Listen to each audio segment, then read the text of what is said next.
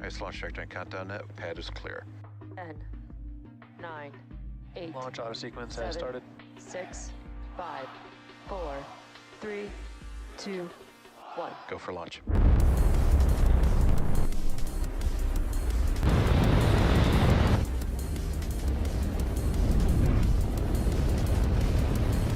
Vehicle is supersonic. Stage separation confirmed. Dragon, separation confirmed.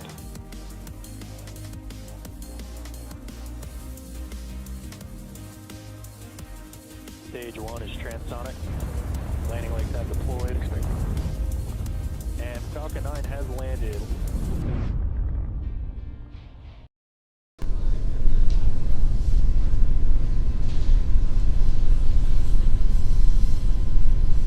T-minus 30 seconds.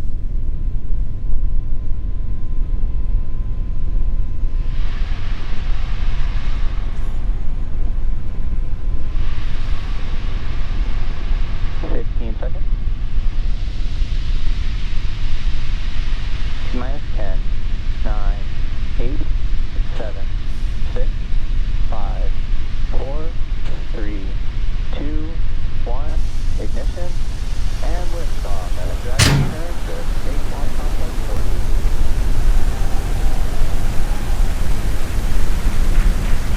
Tons of science and cargo take flight on NASA's SpaceX 30th Commercial Resupply Services mission. Falcon 9 at 1.7 million pounds of thrust. Pitching downrange, hearing good calls of performance. Nominal trajectory as Falcon 9 and Dragon arc out to the northeast.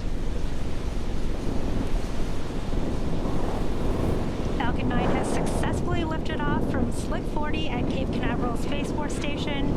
And during ascent, we will tilt or gimbal our engines, guiding the rocket into what we call a gravity turn. Through this turn, the vehicle is flying both up and Telemetry nominal. horizontally away from the launch pad. Now this rocket typically needs to go about 17,500 miles per hour horizontally in order to make it to orbit and avoid being pulled back down to Earth. So moments ago we did throttle the engines down in preparation for max Q, or maximum aerodynamic pressure, in just a couple seconds. Max Q. There was that call out for max Q.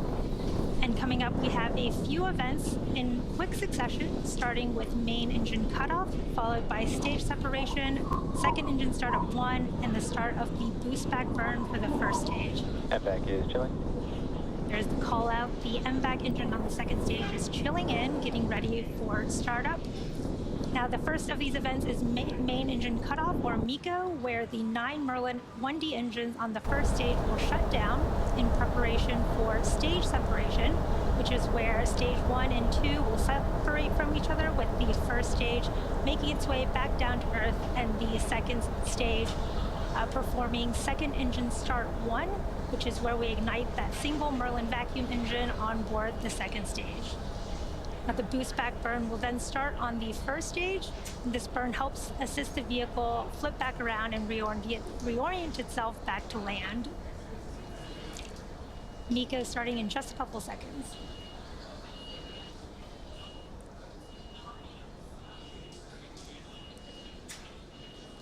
MECO.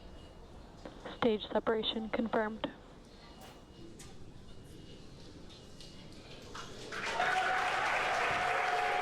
Stand back position. Stage 1 boost back startup. There you heard and saw those events happening back to back. Awesome views of the first stage flipping back around as it performs its boost back burn. Again, we had main engine cutoff of the first stage, stage separation, second engine start on the second stage, and that first stage doing the awesome flip as it starts its boost back burn. Now this burn is a little under a minute, so we have about 20 seconds left in this burn. And about 3 minutes after that, we will have 2 additional burns on the first stage to prepare to land back at landing zone 1 at Cape Canaveral. We are at T plus 3 minutes and 30 seconds here in today's mission. CRS-30 is SpaceX's... Stage 1 boost back shutdown. There is that confirmation for the boost back shutdown of the Both first stages, stage nominal trajectory. and a nominal trajectory. As again, CRS-30 is SpaceX's 27th launch this year, and we are coming up on the entry burn of the first stage as well as second engine cutoff. On those live views of the first stage, you can see the attitude control system creating those beautiful puffs of white gas, and that's nitrogen from the cold gas thrusters of the attitude control system. And around T plus 6 minutes and 30 seconds, you should see on your screen the first stage's entry burn. And for the entry burn, we relight 3 of the M1D engines on the first stage, starting with the center engine 9, followed shortly by engines 1 and 5, which slows the vehicle down as it passes back into the Earth's atmosphere. We need to slow down to reduce re-entry forces, which helps us to recover and reuse the first stage. Now you can see the telemetry on the bottom left and right hands of your screen. The right-hand side is the second stage carrying our Dragon capsule, and the left-hand side is the first stage. You can see the second stage speeding up as it is performing its burn, and the first stage is coming back down towards the Earth's atmosphere, with the altitude decreasing. Just about 20 seconds from the start of our first stage entry burn. Stage 1 entry burn startup. There is the start of the stage 1 entry burn, and this is a 3-engine burn on the first stage of Falcon 9.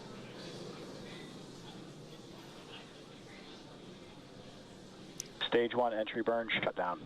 There you Stage saw 1 FTS has safed.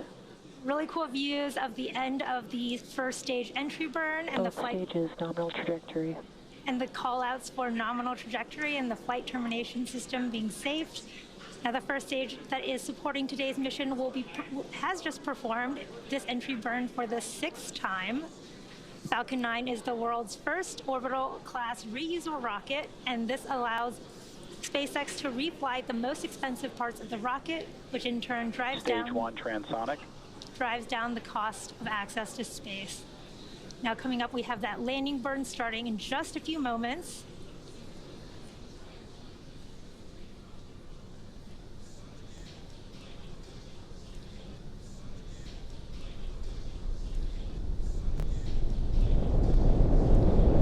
There's the start of Stage 1 landing burn. that landing burn of Cape Canaveral coast. Stage 1 landing leg deploy. Wow, wonderful views of that first stage Stage landing. 1 landing confirmed. Back at landing zone 1, looking pristine there, and there you have Terminal it. guidance. That landing marks SpaceX's 286th recovery of an orbital class rocket, including the first stage landings for Falcon Stage 9 2 FTS has safed. and Heavy. You heard that call out that stage 2 FTS is safe, getting ready for second engine cutoff here in just under 10 seconds.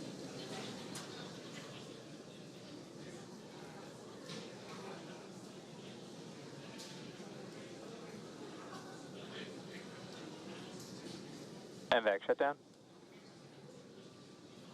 There is that second engine cutoff with the MVAC shutdown call out, waiting for confirmation of a good orbital Nominal insertion. orbit insertion. There is that confirmation of good orbit.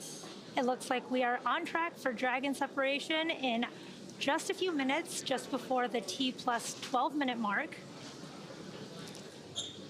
It has been a great launch so far. As I mentioned earlier, today's launch was the first for our upgraded Dragon to be flying from Slick 40 after we stopped flying the older version of Dragon back in 2020. And to support our growing launch manifest, we've made new upgrades to Space Launch Complex 40, including a brand new tower and access arm, which enables more efficient late load operations as well as human spaceflight missions. Now, with these updates, we are on our way to having 2 launch pads capable of supporting flying humans to space. can see really cool views of the MVAC engine and the Earth in the background from the second stage. And in addition to flying cargo to support crew on board the space station, SpaceX also enables researchers the opportunity to fly critical science to orbit on Dragon, which has carried over 1,000 research experiments to and from low Earth orbit and the International Space Station since 2012. Enabling research in space paves the way for us to explore beyond Earth and make life multiplanetary. We're seeing great views from the second stage with the Earth and the Sun in the background as it prepares to separate Dragon so that Dragon can begin its journey to the International Space Station. Just a few seconds from payload deployment. You can see Dragon floating away there. Very exciting to see. Dragon is drifting away from Falcon 9 second stage there, confirming good spacecraft separation.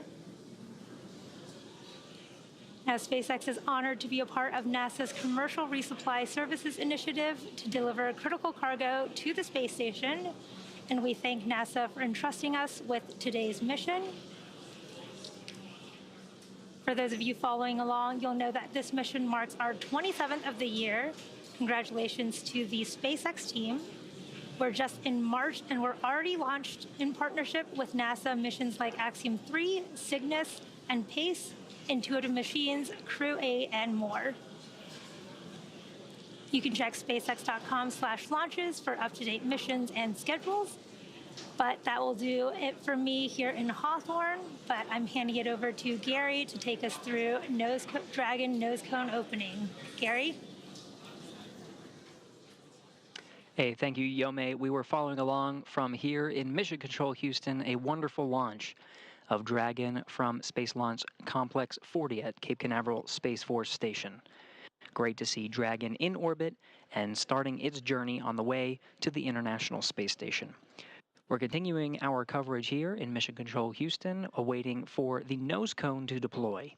The nose cone is at the very tip of the Dragon spacecraft. Once deployed, exposes the 4 forward bulkhead Dracos. These Draco thrusters will execute the series of maneuvers necessary to raise its orbit and meet up with the destination of Dragon's launch today, the International Space Station. Of course, after separation, it is carrying 3 tons of supplies, including science, as well as some food to the International Space Station. A common question we get is what sorts of treats and food are inside Dragon that the Expedition 70 crew aboard station is awaiting. We did receive word that there is a fresh food kit, including some fruits and vegetables like citrus, apples, and cherry tomatoes inside Dragon right now. There's also 2 crew-requested coffee kits and 60, that's 60, bulk overwrap bags. These are standard bobs containing some standard food menu items as well as some crew preference choices. You're getting a live look at the second stage, now transferring to the control rooms. On the left side, you see the SpaceX mission control teams over in Hawthorne, California that oversaw today's launch and will continue to monitor Dragon on its journey to the International Space Station over the next day and a half. The teams you see there on the right are here with me in Mission Control Houston, the International Space Station flight control teams monitoring the orbiting complex, and of course the operations jointly with Hawthorne, the flight controllers there. Joint operations between the 2 teams you see here will come a little bit closer to when Dragon is in its final approach phase, just about 2 hours or so prior to docking. Docking is scheduled for early Saturday morning. Teams here are waiting for the nose cone deploy of Dragon, and we're standing by and continuing our coverage. Now, a little bit about the coming days and what Dragon and the journey that Dragon will undergo. So now that we are past the spacecraft separation from the Falcon 9 and awaiting that nose cone deploy, we're in the activation and rendezvous phase of the mission. During this phase, Dragon is configured for on-orbit operations. The phase begins after separation that we just saw from the Falcon 9 and ends with the completion of the final co-elliptic burn. The initial orbit today is about 190 kilometers by 210 kilometers, those values representing the perigee and apogee of the orbit, or the lowest and highest points over the Earth. Not a perfect circle, more like a very slight ellipse. So over the next day and a half, Dragon will execute a series of burns which will gradually raise its orbit to align more closely with the station. There are 5 major burns where the Draco thrusters on Dragon will fire and bring the spacecraft close to the station before we begin the final approach maneuvers. Let's go ahead and review that now. First is the first major burn, the phase burn. This is performed at the first apogee, or the highest point of the initial orbit, and raises Dragon's perigee, or the lowest point, to a higher altitude. The next burn, which based on the orbital data that we're seeing, is the boost burn, which raises Dragon's orbit until it reaches an altitude just about 10 kilometers lower than the space station. This is followed soon after by the close co-elliptic burn to place Dragon on an orbit that's roughly co-elliptic with the space station. It means the crew, or the Dragon itself, will be about 10 kilometers lower than the station during the entire orbit around the Earth. The fourth maneuver is the transfer burn, where we're raising Dragon's apogee, or the highest point of its orbit, to just 2.5 kilometers below the station.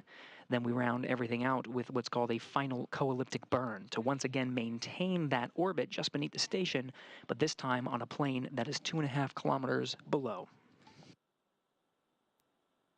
We did get word that the nose cone is starting to deploy. This sequence takes just a couple of minutes until it's fully open, and again exposing the forward bulkhead Dracos that will execute the maneuvers you see here on your screen. The final co-elliptic burn you see there on the screen will lead us to the approach initiation. This is the final stages of Dragon's rendezvous with the space station and beginning integrated operations with the team here in Mission Control Houston and the teams over in Hawthorne, California. During the approach, the SpaceX flight controllers will work in tandem with the teams here to to test out a number of systems and test communications between the spacecraft and the station with a system called C2V2, which stands for Common Communication for Visiting Vehicles. Sets up a data stream between the Dragon and the station. We'll see that maneuver on Saturday, early morning, bringing the approach initiation burn and bringing Dragon just below the International Space Station.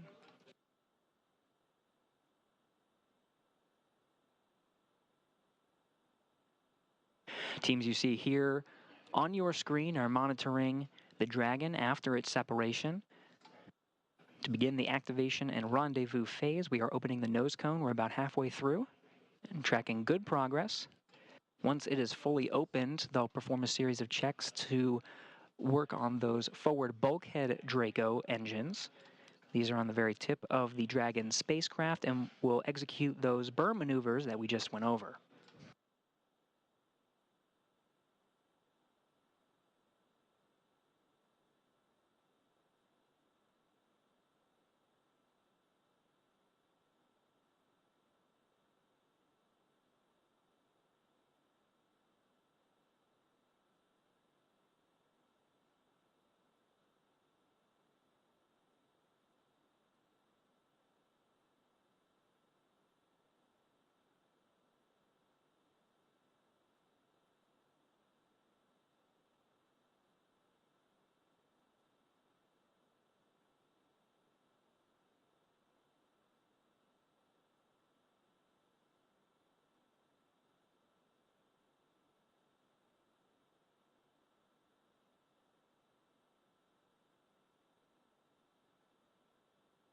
"20 minutes after the launch of NASA's SpaceX 30th Commercial Resupply Services mission. Still continuing to follow along, the teams here are monitoring the opening of the nose cone at the end of the Dragon spacecraft. Again, exposing those forward bulkhead Dracos. We'll continue to cover this mission until that is fully open.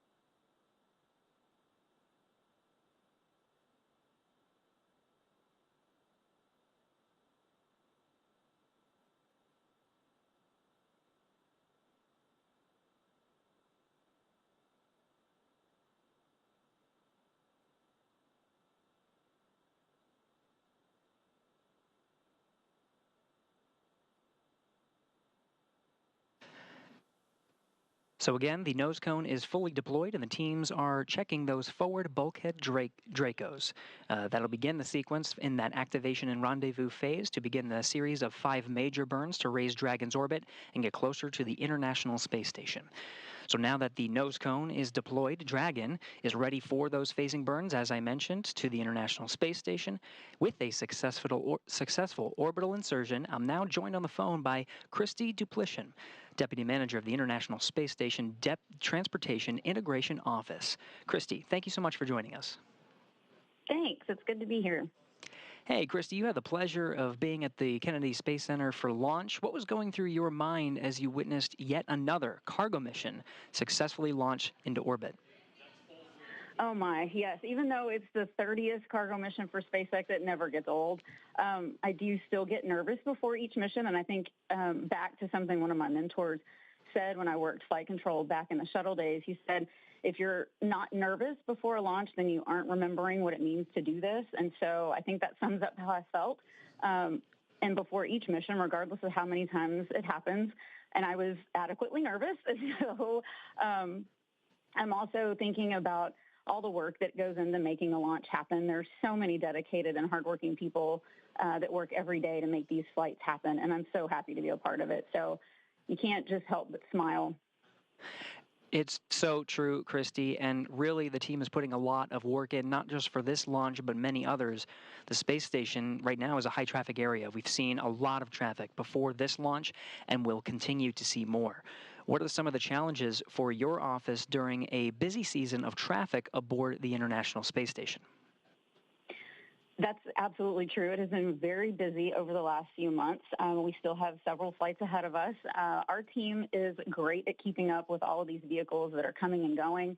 As we prepare for these missions, our team makes sure that the vehicles and teams are ready to fly.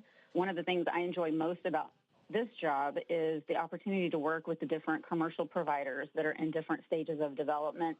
I'd say that one of our challenges is to make sure that we continue to evolve to meet our commercial provider needs as we continue in our goal of commercializing low Earth orbit.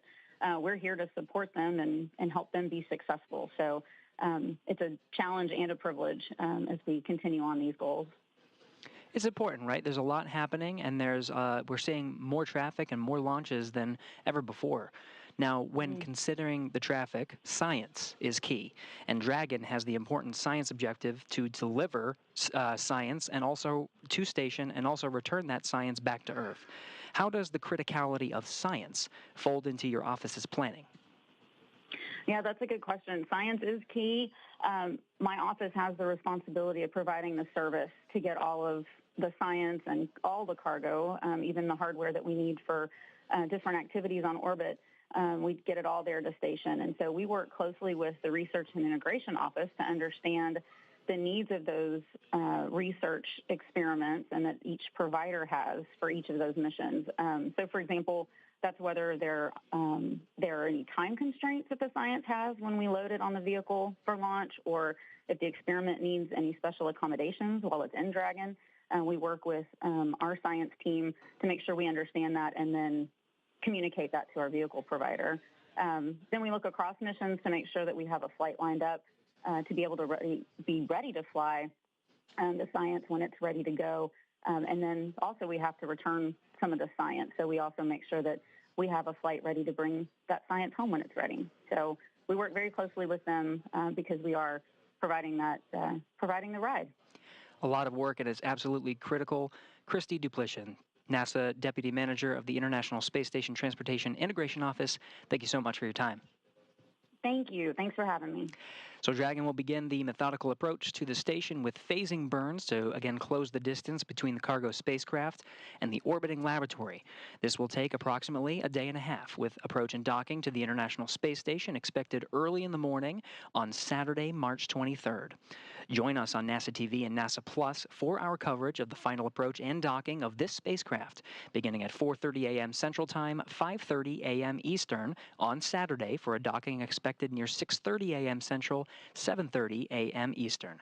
Visit nasa.gov for the latest updates on our coverage and expected docking time as we follow the operations through the next few days. Thank you for following our joint coverage of NASA's SpaceX 30th Commercial Resupply Services launch. That'll wrap it up for us here in Houston, as well as our colleagues in Hawthorne. Until next time, this is Mission Control Houston.